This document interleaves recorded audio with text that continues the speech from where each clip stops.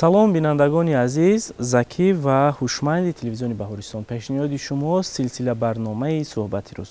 Ба мову шумо маълум аст ки озмуни ҷумҳуриявии фурӯғи субҳи донои китоба собиқаи 5 сола гирифт.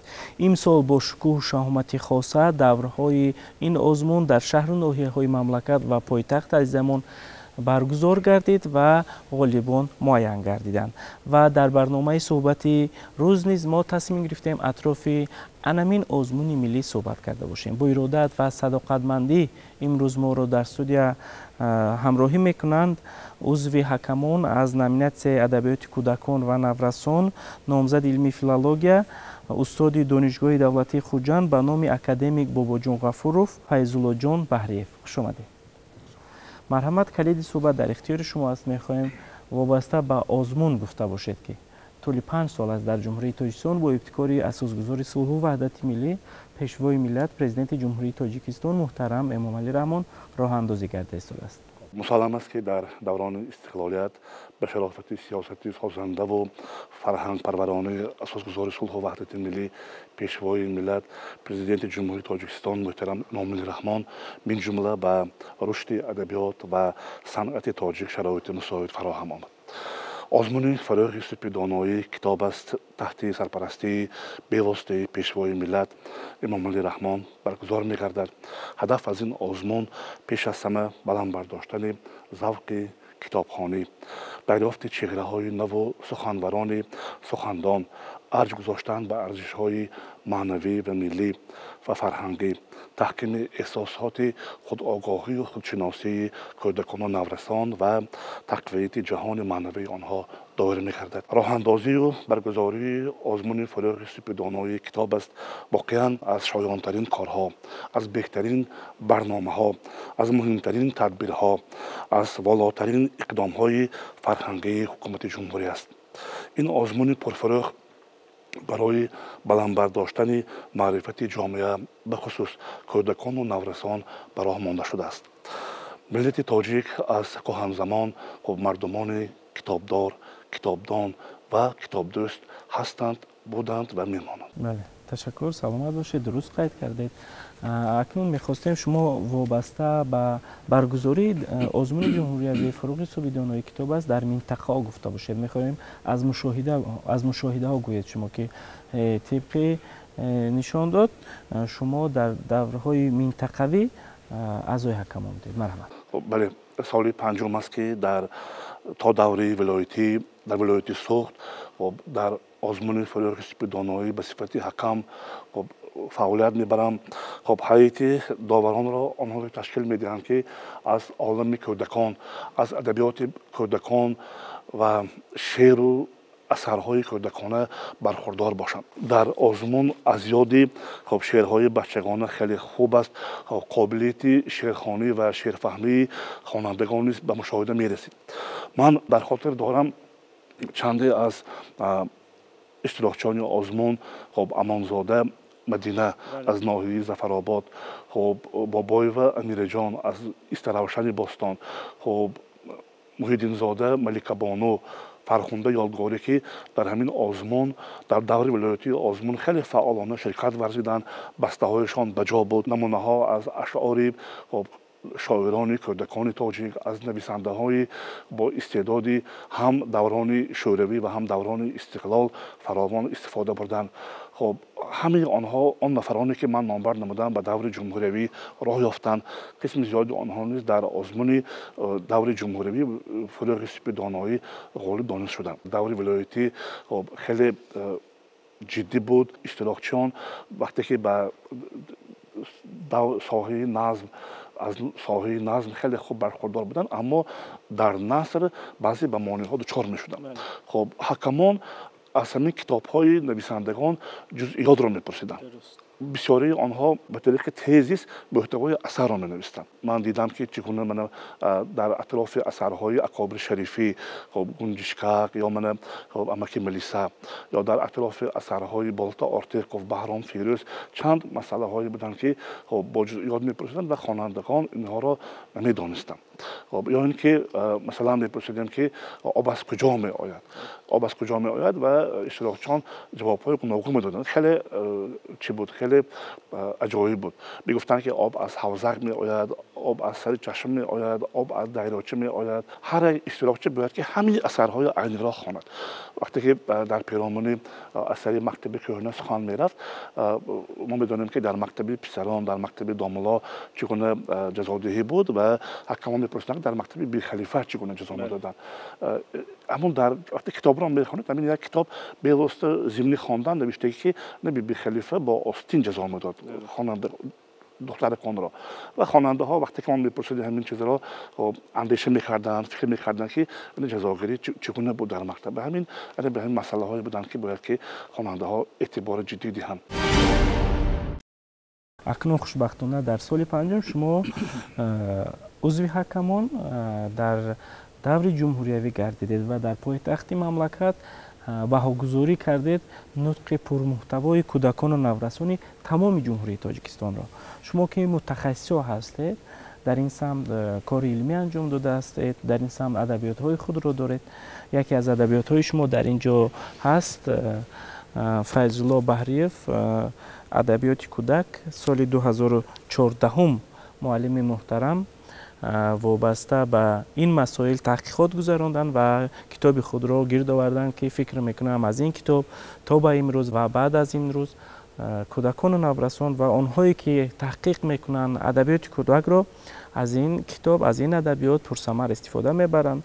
اکنون که شما متخصص هستید، میخواستیم وابسته به اون گفته باشید که در سن و سال کودکان و نورسان، آنهایی که در آزمون اشتراک میکنند و آنهایی که در سن و سال اینها هستند، باید کدام ادبیات ها رو مطالعه کرده باشند و نظر شما در این سمت چیه؟ مشاهده ها نشان میدهند که کودکان و نورسان مطابق نظامنامه قابلیت خواندن و از خود نمودن شعر و اثرهای بدیعی را دارند. اما بسیاری ها وقت انتخاب شعر و اثرها از رسانه های اینترنتی، بسیارتر از کتاب های درسی استفاده میبرند.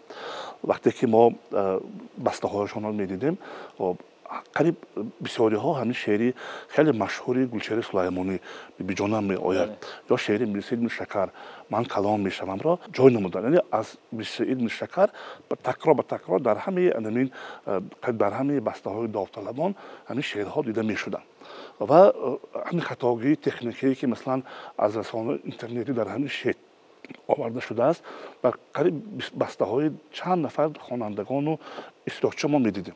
حالا که اگر ما نگاه کنیم به ادبیات کودکانه تاجیک، همین خودی گلچهره سلیمانی، عبید رجب، نریمان بقازاده و چند نفر شاعران دوران استقلالیت نزدیک 15-20 عدد مجموعه کتاب ها اشعار دارند. خب اگر من نگاه کنیم به کتاب گلچهره سلیمانی سی چراغ، خب عبید رجب همصحبت شیرین زبان، خب یا کتاب کشتی آرزوی میرسید میشکر، در آنجا بسیار شعرهای جالب بر وصف وطن، بر وصف تاجیکستان، بر وصف کشوری همیشه سبز، همیشه بهاری ما آورده شدند. خب من گمان میکنم که با راهبری استادان، با راهبری معلمه ها، هر یک اشتراکچیان آزمون باید که مجموعه ها را دانند. وقتی که ما سوال میدیم، من میپرسیدم که تو از کدام کتاب های گلچهره یا عبید رجب یا عزیزی عزیز یا دیگر نویسنده های شاعران استفاده بردی؟ آنها میگویند که من از کتاب درسی یا از رسانه اینترنتی یا از تذکره ها. خب خوب است از تذکره ها استفاده بردن، اما هر یک شاعر، هر یک نویسنده ادبیات کودکان نزدیک تا 25 مجموعه های شعری دارند که اگر خواننده ها اشتراکچی ها آنها را دانند، نام کتاب ها را، این به منفعت آنها است. درست است. من فکر میکنم که بالاتر ذکر کردیم اکنون سال پنجم است.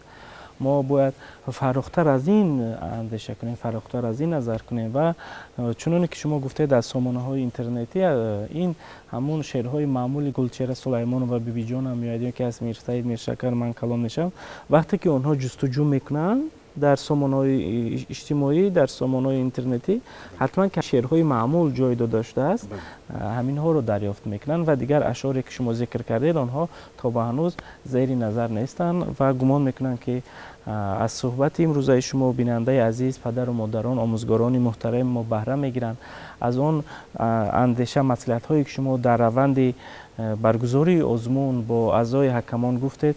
آموزگاران مسئولیت حس میکنند و برای دریافت دیگر ادبیات ها به خوانندگان، به داوطلبان برای سالهای بعدی کوشش میکنند که دریافت کنند و پیشنهاد کنند به داوطلبان. میخواستیم اکنون وابسته به اشتراک خواننده ها گفته باشید. مسلم است که در هر یک آزمون جایهای معین است و داوطلبان 4 نفر، 5 نفر، 6 نفر وابسته به آزمون راه خط میگیرند که جای میگیرند. دیگر آنهایی که مثلا در آزمون جای نمیگیرند، این من فکر میکنم معنا ندارد که موفق نشدن. آنها غذای معنوی گرفتن. میخواستیم در پس منظر همین صحبت اندیشه خود را گفته باشید شما. هر نفر اشتراکچی که به دوری نهایی در دوری جمهوری آزمون راه میگیرد، راه خط میگیرد، الکی و موفق است، الکی و غالب است. چون که داورانی که بهاگذاری میکنند، داورانی که خب در دوره‌های قبلی آنها را دانش آنها را سنجیدند، البته آنها با تیاری پخته و همه طرفه آمدند و نظر به آن نفرانی که از دوری ولایتی نگذشتند آنها موفق‌تر هستند. خب امسال مشاهدان نشان دادند که نازنین شهرت از ناحیه سینا، فردوس از شهر دوشنبه، خب سیدزاده ستاره از ناحیه اسماعیل سامانی، خب محیدین زاده ملکه بانو از شهر بوستان، خب عبداللایف بیژن از ناحیه دنغره، خب سراج‌الدین و گیسو از ناحیه یاوان و چند دیگران خب موفقیت به دست آوردند. آنها از بهترین ها بودند و جایهای نمایان را اشغال نمودند. گفتند به مورد است که همین 60 نفر اشتراکچیانی که در دور جمهوریوی در نومیناسی ادبیات کودکان و نورسان شرکت ورزیدند، همه اشان خوب بودند، همه اشان کتابخوان، همه اشان دانا. اما آزمون این آزمون است. خب انتخاب نمودن بهترین ها خیلی برای ما حکمان دشوار بود و با وجود همین از بین آنها، از بین 60 نفر ما 12 نفر بهترین ها را انتخاب کردیم و آنها تظاهر جایهای عمیق گردیدند. خود الکی از دور ولایتی به دور جمهوری را یافتن، ما گفتیم به پایتخت کشور آمدن، به شهر دوشنبه برآمد نمودن، این غالبیت است برای خوانندگان، این موفقیت کلان است. آنها خب برابری دانستن و از خود نمودن شعر و داستان ها، افسانه ها و خواندن کتاب های بدیعی جهانبینی، جهان معنوی خودشان را وسیع نمودند. تشکر، سلامت باشید. چون برای اعضای حکمان مشکل بود از میان 60 نفر در ادبیات کودکان و نورسان انتخاب نمودن 12 نفر و گمان میکنم که برای داوطلبان نیز از نگاه من دشوار است کودکان و نورسان به واسطه در نزد بزرگان ما، در نزد ادیبان ما، در نزد آنهایی که تحقیقگری ساحه هستند سوال جواب میکنند و با ارادت گفته های خود را، داشته های خود را منظور می‌دارند. اکنون فکر میکنم که تا به دور 4 رسیدن این یک موفقیت است. گفتیم که به خود غذای معنوی میگیرند، بازه خود را مستحکم میکنند، فوند لغوی خود را بای میگردانند. آنهایی که تا به این دور آمدن موفقیت به دست آوردن در دور 4 ما نیز انعکاسگر هستیم. از سالهای بعدی آگاهی داریم که اینها نیز در سالهای پیشین بودن، اشتراک کردند تا به امروز پخته رسیدن، اکنون غالب آمدند. اکنون 4 دور گفتیم برگزار گردید و آمده به پایتخت مملکت رسید. دور نهایی در بزرگترین کاخ معرفت ما کتابخانه ملی صورت گرفت. میخواستیم از شهامت و بزرگی این کاخ گفته باشید، میخواستیم از بزرگی این آزمون گفته باشید، میخواستیم از مشاهده و دیدن کردن کودکان و نورسان از پایتخت مملکت گفته باشید که این آزمون یک بهانه است برای برخوردار گردیدن از کاخ معرفتمان، از کاخ نورمان، کتابخانه ملی و زیبایی‌های شهر دوشنبه. مرحبا. شاعر میگوید که تاجیکستان ای مکان گلفشان، زالگاه مسکن مردان کار، از دل و جان دوست می‌دارم تو را. برای کتابخانه ملی بزرگترین کتابخانه و مخزن دست‌نویس‌های گرانبهای تاجیکستان است. شکر استقلال، شکر تنجو و آرامی وطن که برای کودکان و نورسان اینقدر شرایط‌های مساعد فراهم آورده است. خب داوری گردیدن دور جمهوریوی آزمون مخص در کتابخانه ملی این یک رمزی خوب، یک فعال نیک است. خب خوانندگان ما شاهد شدیم که مخص номинации адабиёти кӯдакон ва наврасони озмуни фурӯғи супҳи доноӣ махсус дар амин ҷойгоҳи шӯъбаи адабиёти кӯдаконаи китобхона дорӣ гардид. Аллакай аз ҳамон ороишҳо, аз ҳамон миқдори зиёди китобҳое ки онҷо мондаанд, хонандагон ҷаҳон лаззат бурданд. Шаҳри Душанбе, пойтахти кишвари мо имрӯзҳо боз ҳам зебову ободу шӯдтар мегардад ва шаҳри Душанбе макони шоирону нависандагони бузург аст. Аз даврони шӯравӣ то даврони истиқлолият қадамҷои бузургоне ки барои 100 соли адабиёти кӯдаки тоҷик заҳмат кашиданд.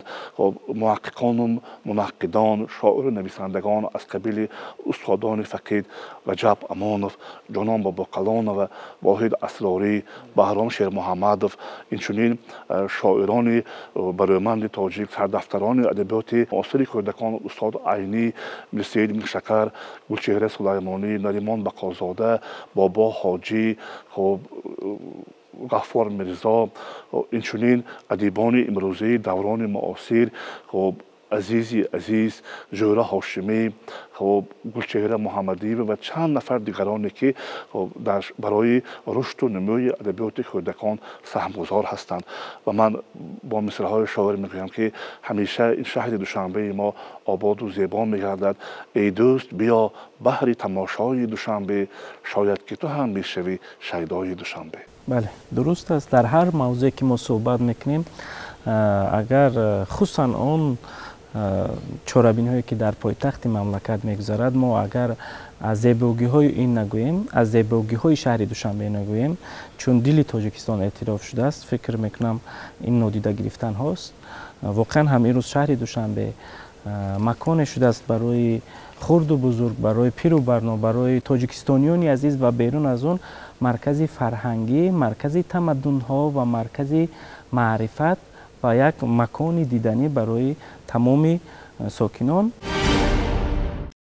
ба ҷои охир сухан мехостем назари худро боз ҳам гуфта бошед, вобаста ба ин озмун, вобаста ба солҳои баъдӣ, вобаста ба иштирокашон ки бояд боз ҳам бо кадом тайёриҳо биёянд ба озмун.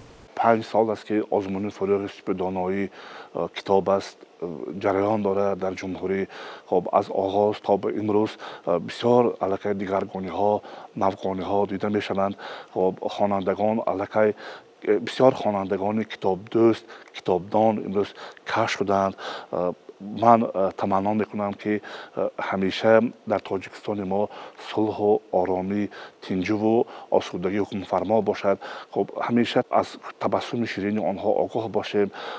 ҳамеша аз шоирону нависандагони мо боз ва боз асарҳои наву тозаи худро барои кӯдакону наврасони мо эҷод бикунанд, нависанд. дар мавзӯъҳои хеле мухталиф, мавзӯъҳои гуногун ҳастанд ки боз чанд мавзӯъҳое монданд ки бояд ки дар асоси ин мавзӯъҳо кор кард, асар навишт, асар эҷод кард. аз забони устод сардафтари адабиёти муосири тоҷик устод Айнӣ мегӯям: биёед эй рафиқон дарс хонем, ба бекорӣ ва нодонӣ намонем, ба олам ҳар касе бекор гардад, ба чашми аҳли олам хор гардад. саломат бошед. ташаккур зиёд. воқеан ҳам аз адабиёт гуфтед, аз чопи адабиёт гуфтед, аз рушди адабиёт гуфтед. мо низ бар он назарем ки акнун ки дар 5 солаи охир бо ибтикори ҳукумати ҷумҳурии Тоҷикистон ва саҳми арзанда ва шоистаи пешвои миллат ин озмуни сатҳи ҷумҳуриявӣ ки роҳандозӣ гардид, як инқилоби маъданиро дар Осиёи Миёна танинандоз кард. акнун китобхонаҳо пурра кофта шуданд, китобхонаҳо, дарҳои китобхонаҳо боз шуданд. он китобҳое ки таи 10 солаҳо, 20 солаҳо соҳиби худро наёфта буданд, соҳиби худро ёфтанд. онҳо мутолиа шуданд ва шавқу ҳавасу диду ҷаҳонбинии адибони бачагонаи мо боз ҳам рушд кард, ҷӯш зад. акнун онҳо низ оҳиста оҳиста адабиёт чоп мекунанд ва пешниҳод мекунанд. бузурге фармуда ки соате наомӯхтӣ, моҳе ақиб мондӣ, моҳе наомӯхтӣ, як сол ақиб мондӣ, як сол ки наомӯхтӣ, як аср ақиб мондӣ, як аср ки наомӯхтӣ, аз дунё ақиб мондӣ. ба хотири боз ҳам рушди дониши тамоми миллати тоҷик ба барномаи имрӯза нукта мегузорем. و بینندگان عزیز در برنامه امروزه حضور داشتند نامزد علم‌های فیلولوژیا، عضو حکمان در نامیناسیای ادبیات کودکان و نورسان فیض‌الله بحریف، استاد دانشگاه دولتی خوجند به نام اکادمیک بوجان غفورов. تشکر زیاد که وقت پرقیمت خود را دریغ نداشته آمدید به تلویزیون بهارستان و رو به رو با بیننده عزیز ما، با بیننده ذکی ما ایستاده صحبت خود را ارائه کردید.